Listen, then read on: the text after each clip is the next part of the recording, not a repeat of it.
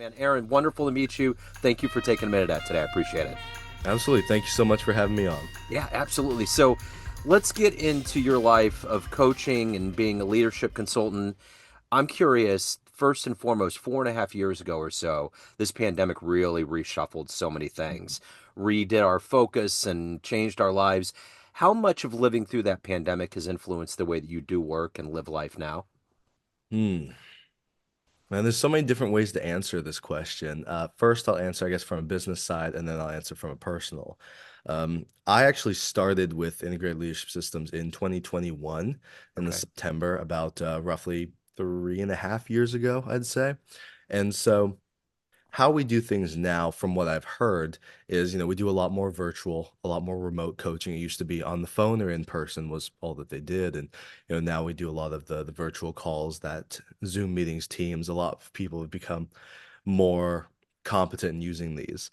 As for the experience as a whole with the pandemic, etc., how it changed me is actually I had started my master's degree during that time. I think it was 2019, roughly late 2019. So I graduated August of 21 and then started my job here soon after. So very lucky to get my dream job immediately after, Yeah. But I went through quite a depression during that time. I tackled a lot of things within myself of needing to achieve things, particularly I was the kid with the 15-year plan, honestly. And I finished my bachelor's and had 6 months of job hunting. And I got my bachelor's in workplace psychology. So I said, okay, I'll work in HR somewhere for 15 years, get my master's in between, and go become a consultant. And I knew I always wanted to work in various different individual organizations and just have that novelty while also having the standard like baseline of what I could offer. But I went into this deep depression, and thankfully my family was there to essentially kick me out of it with some tough love and say, "You got to be doing something, right? Like, go get your master's, go work a part-time job, you'll be fine." And then I was thankful because pandemic hit. If I had gotten my way, I would have been completely relocated, isolated within the first year. I mean, I know, if you've ever moved it somewhere else, that first year is just rebuilding community and etc. So it would have been very difficult. Yeah. Um, but the pandemic, I think, for a lot of individuals, really forced us into introspection. Yeah. And that's a tool that's really powerful in my coaching is you have to make time to be quiet. You have to be bored at times because boredom breeds creativity. It's where you're able to hear that little voice that says, I want to do something different. Yeah. A lot of thrift shops got a lot of different types of clothing. People during that time were experimenting with what's my style when I'm not compared, when I'm not operating from social comparison. And so a lot of coaching, I guess, to answer your original question, how did that affect how I do work? Well, aside from the actual pieces of it, coaching, um, the quality of coaching comes directly from the quality of the life that I've lived. So if I don't have stories and things to tell and vulnerable pieces of myself to share, if I hold things back out of shame, and there are moments where there's a nuance to sharing pieces of yourself. You don't just want to, sit with a client first session and I say, "Oh, it's your intake. I want to hear about you." And now I'm going to dump my whole story on you too. It doesn't work quite like that. But moments of, I've been in sad spaces too. I've experienced heartbreak. I deal with imposter syndrome. And I think the pandemic, for all the struggles that came with it, also came with a lot of insight and development of emotional intelligence for a lot of people, or at least self-awareness in the sense of, I don't like blank. I like blank.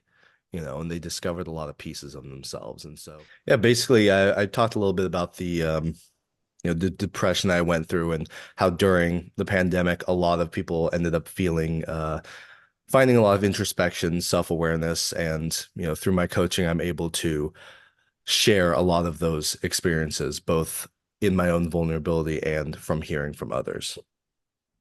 So, talk to me a little bit about exactly what you do on a daily basis. And to do that, I'm going to put you in front of a bunch of grade school kids, third graders.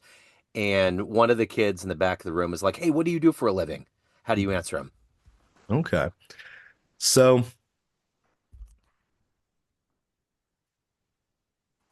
Putting it in the sense for grade schoolers, I would say, you know how sometimes you want something from your friend and your friend, maybe let's say a toy or something, and you have an argument about, hey, it's mine or it's yours. And, sometimes a grown-up has to come in and help you to figure out what's going on because there's a lot of, complexity. There's a lot of other stuff that you two aren't seeing just by yourselves.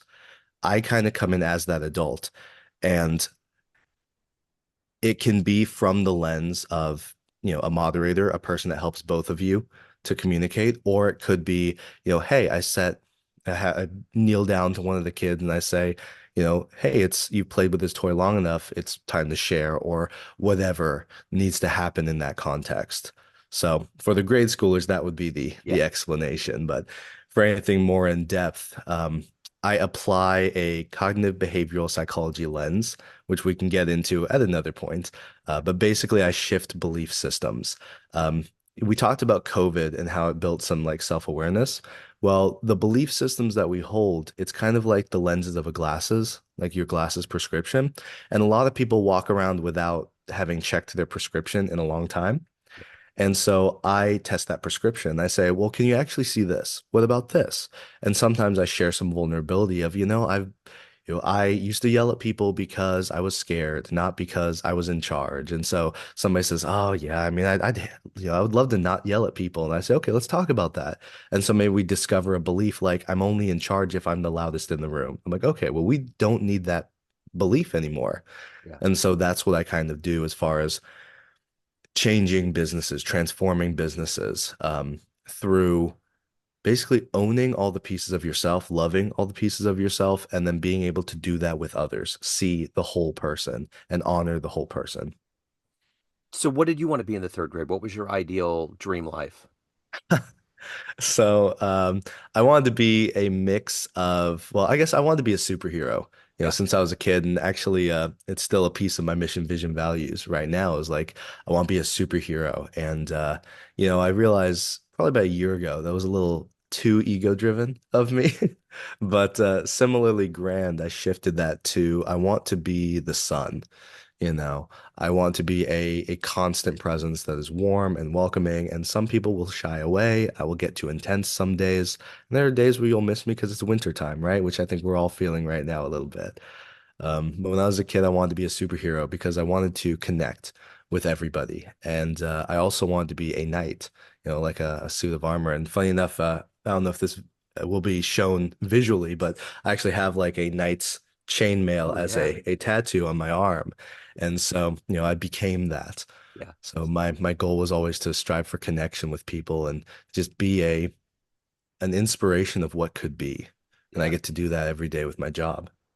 So, take me back to your childhood. Where were you born and raised, and what were the seeds of you getting into psychology and helping people change their minds and their lives? How did all of this get harvested into who you are? Oh wow. So I grew up in Corbin, Kentucky. I'm currently in Columbus, so about 5 hours down south, where the first KFC was, which is always what I like to throw out. So two major parts of my story is I didn't know until about a year and a half ago when I got diagnosed, but I have been autistic my whole life. I've had autism spectrum disorder. And so I had a lot of social deficits growing up. And also, I was homeschooled. I was homeschooled by my family and my mom, who I use the term tiger mom as like that Asian stereotype of you can't have dinner until you finish this piano ballad, but it wasn't always that strict. It was more like, there's a lot of love in my home, but our grading system was A, B, F. So anything less than 80% was considered a failure. Yeah. So those were two major aspects is I had this social deficit and I always wanted to find the right answer and do, be the best at everything and do the right things and all of this pressure. And I grew up in, small town Kentucky. And so I, being an ethnic man who's brown visually, but being Filipino is the actual ethnicity of my mom. So geographically it's Asian. Bloodline, it is Hispanic, but not Latino because it was colonized by Spain. But culturally, it's more of a Pacific Islander. And so even among like the Asian or AAPI communities, I don't feel as like included. And so growing up, there was a lot of just feeling of exclusion, isolation, not only from the homeschool, but from the autism that I didn't know about, from the cultural identity. I didn't look or act like any of the people around me. I loved, my mathematics and statistics and all that, and everybody else wanted to go mudding. And I said, I want to stay home and be clean, right? And nothing against like those hobbies, but I never felt at home in those environments. And so it really was once I went to the big city, and I guess, Columbus, quote unquote, big city, right? But big to me. And I also spent my last semester of my bachelor's in Tokyo studying abroad during that time. So I really flourished at that. But as far as your initial question, how I got into psychology, well, I think the same way any other kid gets into psychology, it's what's wrong with me and let Yeah. me figure it out, Yeah. right? So I remember I was 13 years old and I pulled out Emotional Intelligence 2.0. And I started reading that and I pulled in I think it was like a Psychology for Dummies book or something, a little gray um, Psychology 101 like pop book. So I started to study that and I realized, well, I really enjoy because I was motivated by wanting connection. So I Yeah. said, well, this is my tool for finding connection. And it worked so well with the autistic brain that I have of creating so much organization and finding a way to turn abstract things into understandable, compartmentalized like buckets, essentially. So I set out to understand human nature, essentially. That's wonderful. So my son Miles is 20 and he's on the spectrum. He Oh, actually wow. has one long arm on his 15th chromosome, which led to developmental delays. Oh, And wow. we caught that very early on. And I'm curious in your situation, why did it take so long? Was there a flashpoint where you were like, I need to go just see what's going on, or how did that happen? Funny enough, I think it was 19 or so. And we watched The Accountant with Ben Affleck, Yeah, of the Batman. And he had in the movie, it's about a accountant that's actually like a hitman and he's autistic. Um, and he had one plate and one fork and one cup in his apartment. And there was a comment from my dad who said, "Hey, that's you. You've got, your one cup and your one plate that you always use." And obviously, diagnosis is not a one instance or singular data point yeah, concept, but that started the train of thought of, I've been legitimately studying psychology at this point for about 5 or 6 years. I yeah, said, I'm still really, really awkward. There's something else going on.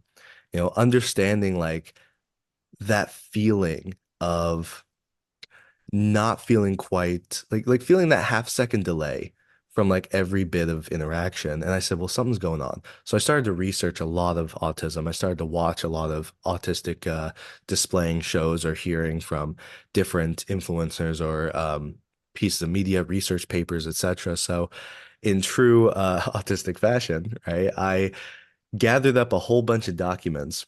I went to a place that did assessments here in 2022, I think, a year before I got my official diagnosis. And they gave me a test that was, hey, can you tell us what these smiley faces are? I go, Yeah.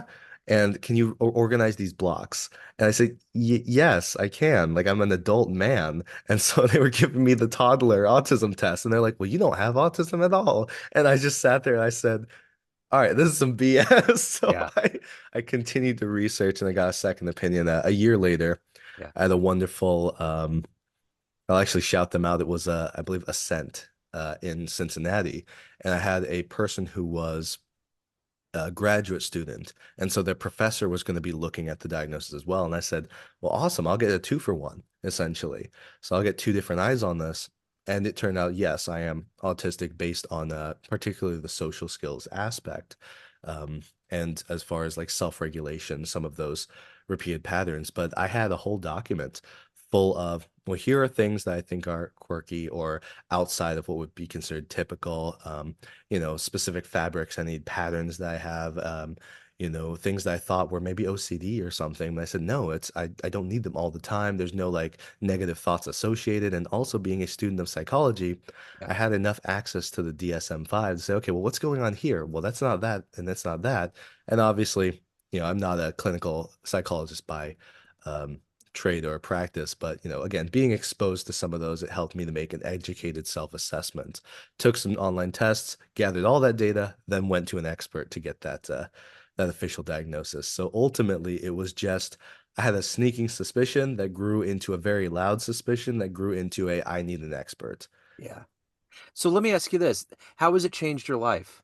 From Oh, not wow. knowing to knowing, has it changed the way that you do things? It's it's given me permission to love pieces of myself I didn't have a name for before. Something about the diagnosis of autism, whenever you get a label, a lot of people talk about trends and labeling and the concept of, well, everybody wants a special label and all this, but we live in a time where there's so much access to explanation. There is, and I agree, there is analysis paralysis at times. Yeah. Like, am I this or am I this? And just looking at, let's say, sexuality as the spectrum that it is, identity as the spectrum that it is. It is hard to concretely feel at home in a certain like aspect.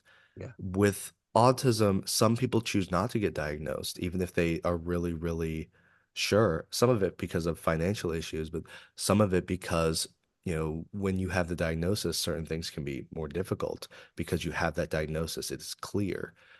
It gives me an explanation for some things.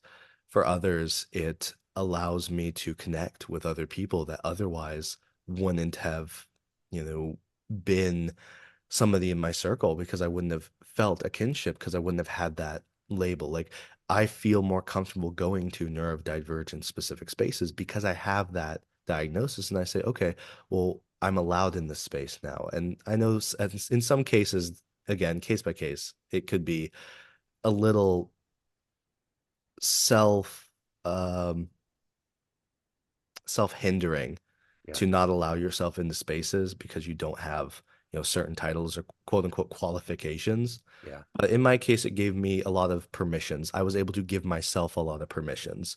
Yeah. And in a lot of ways, it did not change who I was because I knew in my heart, I just didn't have the official term. So it felt validating, but it didn't change so much because I still had the feeling of, well, I'm a psychology student and I talk to people that don't study psychology. So I feel a little othered there. I am a mixed race. And so I feel, in between many groups. And then it just kind of added in, the autism. Oh, well, I'm passing as neurotypical, generally, or at least I think so, right? But Yeah. there are many instances where I say, oh, right, I'm the weirdo in the room right now, Right. and so in many ways, it gave me permissions to love pieces of myself and understand. I think when you get that diagnosis, you also go through I went through about 6 months of highly unmasking, and it caused a lot of chaos because a lot of people didn't know that side of me. And I said, well, I have to learn who this part of me is. I Yeah. have to lean into this. And, if I can't find a safe space to do so, because I didn't know, so it wasn't like I was showing off my autistic traits with people, but because I didn't know where the safe spaces were. So I, Yeah. overcorrected in some situations and found amazing friendships and lost others because of it. So ultimately, it did change my life, but I can't say for the better or worse. It just was. And I think no matter what happened in my life, during your 20s, you're finding yourself. So Yeah. even if I never got an official diagnosis, I would probably still hang around people who are like, I'm pretty sure you've got something. And I'd say, yeah, me too, but I don't want to spend, however much money to figure it out. I Yeah. say, I'm cheap, right? Or I don't want to spend that, but I love you guys anyway. And I would have still found my found family and, community and things like that. Wow, that is such an interesting perspective. I mean, my mind's racing through what I've experienced in my life, and how magical it is to watch my son, the way he thinks and the way he carries on in life and doesn't get weighed down by things that most people do, and just all of that, and how family and friends have interacted and how things have just changed.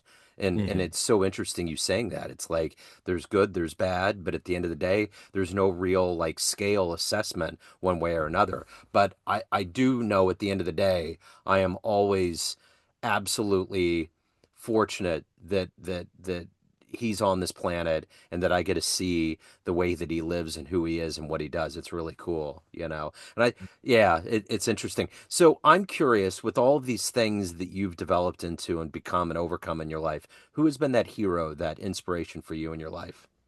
Hmm.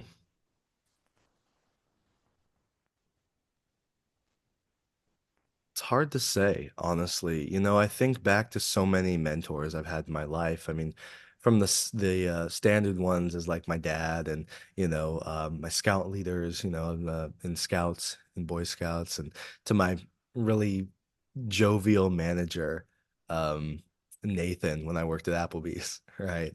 I think to my current boss, who honestly, that was probably the biggest shift in my life was meeting my current boss. Um, Steve. I, was fresh out of college, shotgunning for jobs, just any job. I wanted, something straight out of my master's, and I was not going to make the same mistake of having 6 months of nothing, and it's all love, but when your family is like, "Hey, did you get a job yet?" It's all said in love, but it sucks, Yeah. right? And so I wasn't going to make that mistake. And I was setting out to be a statistician. Like I said, I wanted to do people metrics. I wanted to solve the human condition and Yeah. turn things that couldn't be measured into measurements, into numbers. And so I met with him, and what we do is, again, shifting beliefs, right? And so that's quite a far cry from statistics and turning things into rigid boxes. So when I met with him, he said, "You know what? I saw something in you where like you had no idea how to not be authentic." I said, "I needed you on my team. I just knew it." And so he took a chance on me. I took a chance on him. And I moved up here to Columbus. I had settled in. I had $200 to my name to survive for the next month or so. And I did it. And, I'm in a good spot now and thankful for it because again, the quality of coaching comes from the quality of my life. So I'm constantly being pushed by the people around me to dig into the work essentially. And so I found that I was trying to overcorrect with statistics because I was scared and I didn't think that I had the ability to have people meet me where I needed them, or I to meet people because I've had a social deficit disorder my whole life. Turns out a lot of people really like nerding out over, the hypothetical analysis of different Lord of the Rings magics, physics, or something like that, right? And so it was just about finding my people. Yeah. And so I'm so thankful that I was able to find a job that first off challenged me to get out of my head and into my heart, first and Yeah. foremost, and strengthen heart-based connection with my analytical mind and my autistic mind, so to speak, um, and brought me to this city where there's so much diversity and variety of people that I was able to grow in the way that I was. So, short answer, I don't have a single hero because, every relationship is a mirror. And in some cases, I want to say I'm my own hero because I got me here. I want to say that, my parents are my heroes because they sacrificed a lot for me. I want to say that my boss is my hero for taking a chance on me. And honestly, all of my friends are my heroes because if you spend time around me, you will grow as a person, but it takes a lot of work.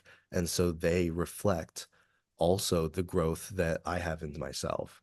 So, yeah, everybody, even you right now is a mirror to my journey. And you're asking me questions about who I was and where I'm going and all these different things. And it lets me sit and feel inspired by my own story, but also hopefully inspire somebody else. So, in that way, you are also being my and I am being somebody else's hero, Yeah. hopefully. So Yeah. bit of That's a, it depends I answer, right? But yeah. No, no, I dig it. That's a great answer. So let me ask you this. How do you balance being the work that you do that's heavy? I mean, when you're dealing with human psychology and you're trying to help people and mold people into ways that are different, that's a heavy world, but you also have to develop and evolve as a human being. Mhm. What motivates you every day to wake up to do all of that at the best of your ability?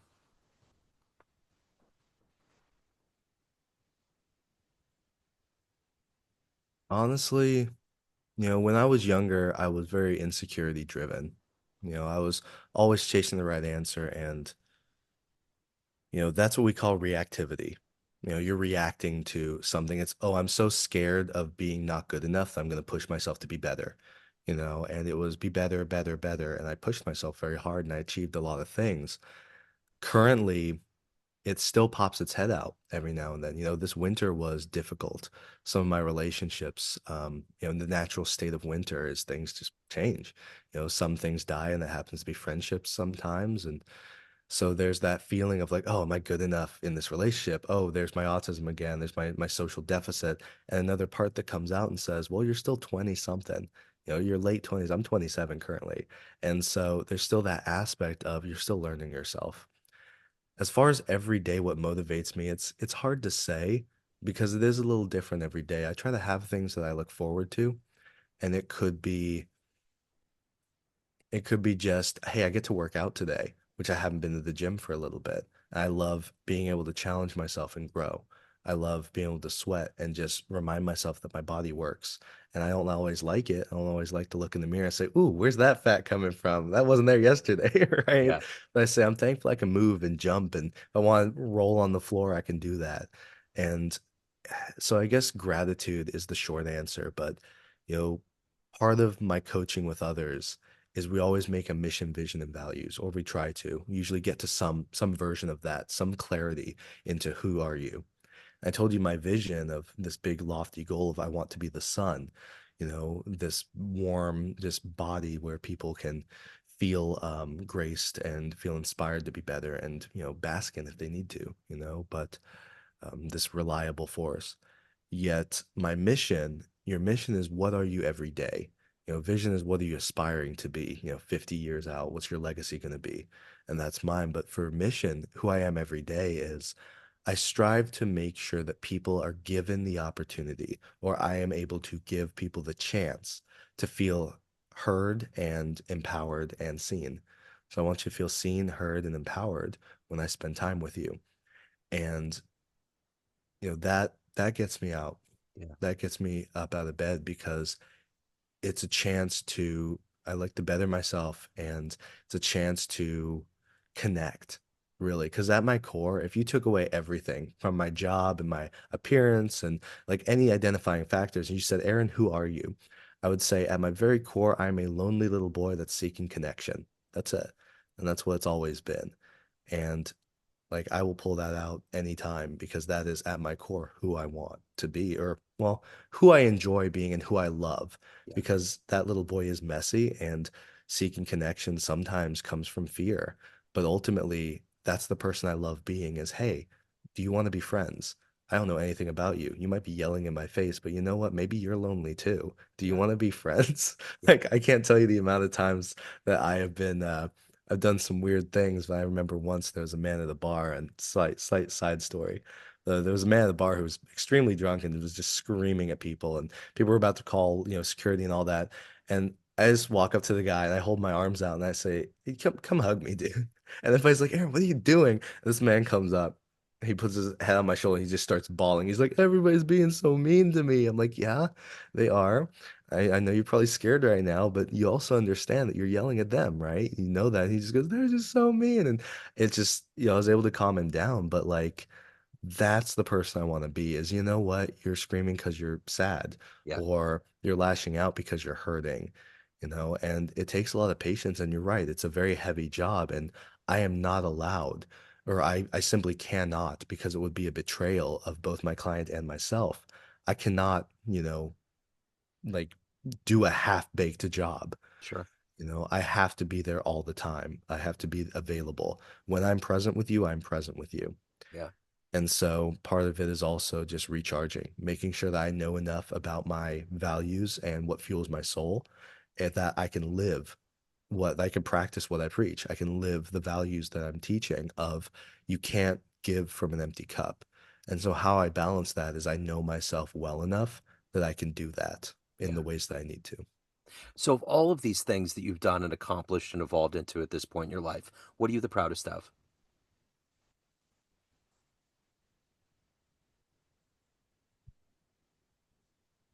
I'm proudest of leaning into my sensitivity. One of the things that was hardest in my life is being called too sensitive, especially in a small Kentucky town with my Marine father and my very strict mom. And there was all these feelings of like we didn't make time for essentially letting me sit and cry, right? And so I stifled a big part of my sensitivity, and that was another aspect of chasing the statistics. Like, oh, I need to be, finding the right answer. I need to organize this well enough that I don't have to think about it and feel it. I can think about it and I don't feel it. And doing this job, I mean, it forces you into, we're not going to force change on anybody, but I will sit here and say, listen, you got to give me more than that. You've got to be vulnerable with me. And so I need to be vulnerable with my clients sometimes. And just like I am right here on the podcast, there's things I'm scared of in my life currently. I'm not perfect. Yeah. I'm not going to come up here as a coach and say, you know what? I have all the answers. No, I don't. I'm, a lonely little boy that's searching for connection and seeking connection. And sometimes, I cry a lot. Like I love that I cry a lot now. And I am very intense for many people, especially with my autism. When I feel something, I fully embody it. And so I'm proudest of reconnecting with emotions that I previously hadn't, and especially as a man also, and I work with some construction clients, giving permission to my male clients. I had a guy once who just really quietly, I turned to him and I said, sometimes, man, you're really scary. I'm just going to admit that. Like, I'm a younger guy, you're an older man, and you're scary to me sometimes. And he sits there and he just gets real quiet, gets teary eyed. He just goes, I don't want to be angry anymore, and we were just sitting there crying for like 2 minutes, just Yeah. sat there together in that silence. And that would not have happened if I didn't do the work.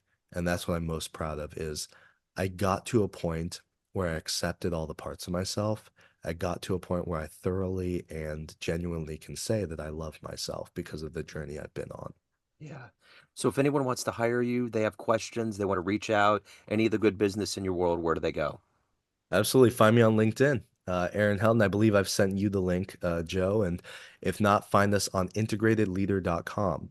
That's Okay. integratedleader.com is the company that I work for and am part owner of. And we can match you with a coach, or you can just message me. And I'm always open to just send me a message on LinkedIn, send me an email. If you find my email on the site, just pop in and say, hey, I want to talk with you. I want to chat with you because I'm always open, even if you are not looking to hire a coach. Just talk to me about where your life is. Who do you want to be? Like, I'm so interested. And building the relationship, you never know what'll come from it. Maybe I'll Yeah, know somebody that'll help you out, or you might know somebody that'll help me, right? for sure. Aaron, this has been wonderful. Thank you, sir. Thank you for your story. Thank you for your time. It's wonderful, man. I appreciate it. Absolutely. Thank you so much, Joe. I was happy to be here. Thank you.